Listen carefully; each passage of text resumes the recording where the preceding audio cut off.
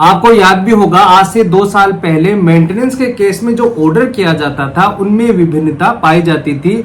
विभिन्नता किस प्रकार की पाई जाती थी कि मान लीजिए कि किसी महिला के द्वारा 125 सीआरपीसी के तहत एक मेंटेनेंस का केस किया जाता है और उसमें कोर्ट के द्वारा जिस दिनांक को महिला के द्वारा एप्लीकेशन लगाई गई थी उस दिन से उस तारीख से मेंटेनेंस के आदेश कर दिए जाते थे। और कुछ कोर्ट्स के द्वारा मेंटेनेंस के जिस डेट को आदेश किए जाते हैं, कहने का मतलब है कि जिस दिनांक को मेंटेनेंस के आदेश किए जाते हैं उस दिनांक से ही मेंटेनेंस लागू कर दिया जाता है। इसके बारे में कोई सेटल्ड लॉ नहीं था। अलग अलग हाई कोर्ट्स के अलग अलग दृष्टिकोण रहते थे कि जिस दिनांक को एप्लीकेशन लगाई गई थी उस दिनांक से मेंटेनेंस लागू होगा। साथ ही साथ यह भी आदेश किया जाता था कि जिस दिनांक को आदेश किया गया था उस दिनांक से मेंटेनेंस लागू होगा। कहने का मतलब है कि अलग अलग आदेश किए जाते थे। 2021 में सुप्रीम कोर्ट में एक केस डिसाइड किया जाता है,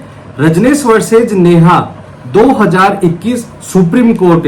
इसमें जो कंफ्यूजन था वह बिल्कुल ही दूर कर दिया जाता है। आज मैं आपको बताऊंगा इलाहाबाद हाई कोर्ट के लेटेस्ट जजमेंट के बारे में जो अभी 10 मई 2024 को आया है। और इस जजमेंट के द्वारा रजनीश वर्सेज नेहा वाले मामले में जो जजमेंट दिए गए थे उसमें और नई क्या बात लाई गई है, साथ ही साथ इसके बारे में भी हम बात करेंगे। तो बने रहे वीडियो के अंत तक। मैं हेमंत सैनी एडवोकेट और आप देख रहे हैं हेमंत LL बिलो। वीडियो अच्छा लगा तो प्लीज इसे लाइक करें। अगर आप चाहते हैं कि ऐसे नॉलेजेबल वीडियो मैं आपके लिए बनाता रहूं तो प्लीज आपसे रिक्वेस्ट है कि चैनल को सब्सक्राइब जरूर करें। सबसे पहले तो इस केस के फैक्ट के बारे में मैं आपको बता देता हूँ। यह सहारनपुर का मामला था। इसमें एक महिला के द्वारा 125 सीआरपीसी के तहत फैमिली कोर्ट में एक मेंटेनेंस का केस किया जाता है। 19/11/2022 को सहारनपुर फैमिली कोर्ट के द्वारा यह आदेश किया जाता है कि पति को 7,000 रुपए पर मंथ अपनी पत्नी को देने होंगे। साथ ही साथ 19/11/2022 को यह आदेश किया जाता है। उस आदेश की दिनांक से वह 7,000 रुपए अपनी पत्नी को मेंटेनेंस के रूप में देगा। आपकी जानकारी के लिए बता दूं कि 125 का केस जब हुआ था तो पति के द्वारा एक बात और कही जाती है कि मेरी पत्नी के जो मेरा छोटा भाई है उसके साथ अवैध संबंध थे और उस अवैध संबंध के चलते हमारे दोनों भाइयों में डिस्प्यूट हो जाता है और जो मेरा छोटा भाई है और जो उसकी पत्नी है उसके द्वारा भी मेरे छोटे भाई के खिलाफ एक तलाक की याचिका लगा दी जाती है। और इस तलाक के मुकदमे में कोर्ट ने 15 लाख रुपए एलिमनी का आदेश पारित किया है छोटे भाई की पत्नी के लिए। और बड़े भाई के द्वारा आगे और बात कही जाती है कि जो 15 लाख रुपए थे उसमें से 9 लाख रुपए तो मैंने अकाउंट से दिए और बाकी 6 लाख रुपए मैंने और कहीं से करके दिए। और साथ ही साथ यह कहा जाता है कि घर में बड़ा होने के कारण ये सारी जिम्मेदारी मेरी है।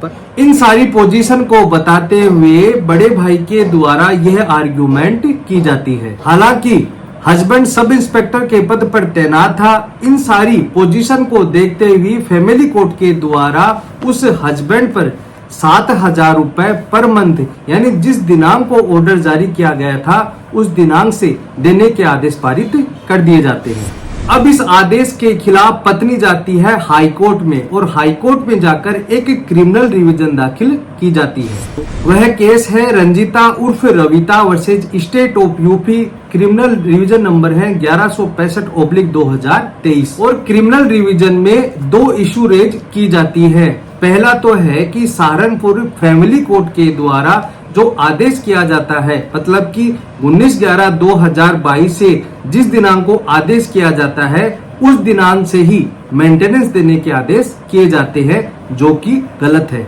और सुप्रीम कोर्ट का जो जजमेंट है रजनीश वर्सेज नेहा और जिसमें प्रिंसिपल लेग डाउन किए गए हैं उस प्रिंसिपल के अगेंस्ट है। यह आदेश डेट ऑफ एप्लीकेशन से होने चाहिए ना कि डेट ऑफ ऑर्डर से। इसके बाद दूसरा इशू यह उठाया जाता है कि हस्बैंड सब इंस्पेक्टर के पद पर तैनात है, उसकी 47,000 रुपए पर मंथ सैलरी है और जो 7,000 रुपए के आदेश किए गए हैं तो परिस्थितियों के अनुसार वह बहुत ही कम आदेश किए गए हैं। इसलिए मेंटेनेंस की राशि को बढ़ाया जाए और यह दो इश्यू सामने लाए जाते हैं। अब हस्बैंड के एडवोकेट के द्वारा आर्ग्यूमेंट करते हुए उन सारी बातों को दोबारा से बताया जाता है।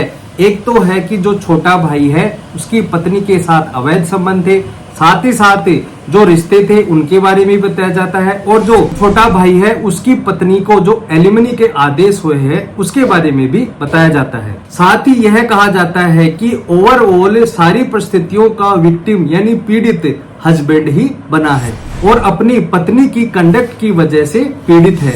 आपस में भाई भाई के रिश्ते खराब हो गए वो अलग, और आर्थिक रूप से जो परेशानी आई वह अलग। इन सारी बातों को देखते हुए या इन परिस्थितियों को देखते हुए पहली बात तो यह कही जाती है कि पत्नी को मेंटेनेंस लेने का अधिकार ही नहीं है। दूसरी बात यह कही जाती है कि मान लिया कि पत्नी को मेंटेनेंस लेने का अधिकार है तो फैमिली कोर्ट के द्वारा जो 7,000 रुपए का जो आदेश किया गया है वह एप्रोप्रिएट ऑर्डर है मेंटेनेंस का। हस्बैंड के द्वारा यह कहा जाता है कि मैं मेरी बेटी का पालन पोषण भी कर रहा हूँ। इस प्रकार से ये सारी बताते हुए क्रिमिनल रिवीजन को डिसमिस करने की प्रेयर की जाती है। अब फाइनली हाईकोर्ट के द्वारा दोनों पक्षों की बहस को सुनने के बाद फाइनली क्या आदेश पारित किया गया, आप ध्यान से सुनना। इलाहाबाद हाईकोर्ट के द्वारा एक महत्वपूर्ण बात कही जाती है कि इस जजमेंट को देने से पहले ट्रायल कोर्ट के द्वारा फैक्ट और सरकमटेंस को बहुत ही अच्छे से उल्लेख किया है। दूसरी बात, रजनेश वर्सेज नेहा वाले मामले को यानी जजमेंट को इंटरप्रिटेट किया जाता है, और बहुत ही महत्वपूर्ण बात कही जाती है कि जहां पर परिस्थितियां व कारण है कि आदेश की तिथि से दिया जाए, वहां पर रजनेश वर्सेज नेहा के केस में सुप्रीम कोर्ट ने ट्रायल कोर्ट के जो विवेकाधिकार पावर है उन पावर को पूरी तरह से ब्लॉक नहीं किया है। अगर ट्रायल कोर्ट के पास इस तरह के कोई रीजन व परिस्थितियां मौजूद है कि इसमें डेट ऑफ ऑर्डर की तिथि से मेंटेनेंस के आदेश करने चाहिए, डेट ऑफ एप्लीकेशन से आदेश नहीं करने चाहिए, तो ट्रायल कोर्ट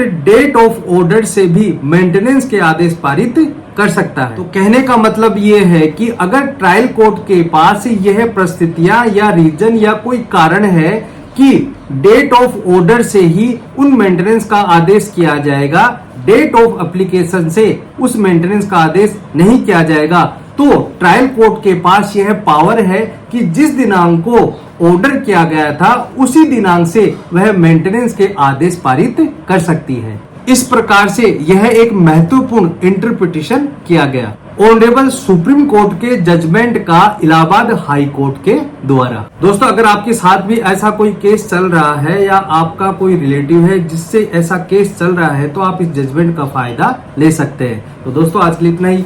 वीडियो अच्छा लगा तो प्लीज इसे लाइक करें। अगर आप चाहते हैं कि मैं आपके लिए ऐसे ही वीडियो बनाता रहूं तो प्लीज आपसे रिक्वेस्ट है कि प्लीज चैनल को सब्सक्राइब जरूर करें ताकि ऐसे नॉलेजेबल वीडियो आपके मोबाइल पर नोटिफिकेशन आता रहे। धन्यवाद।